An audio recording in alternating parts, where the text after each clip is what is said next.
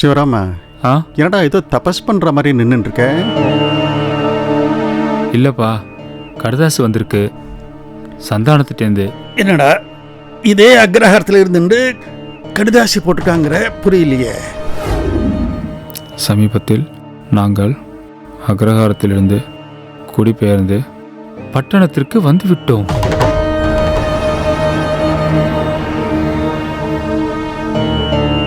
என்னப்பா இது, சந்தானம் இப்படி மாறிட்டான்? மாறிட்டான்னு சொல்றதுக்கு பதிலா மாற்றப்பட்டுட்டான்னு சொல்றது தான் பொருத்தமாக இருக்கும்.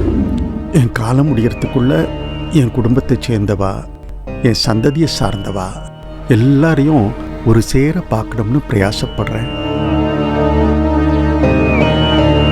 சமீப காலமாக என் மனசு ரொம்ப தடுமாற்றம்.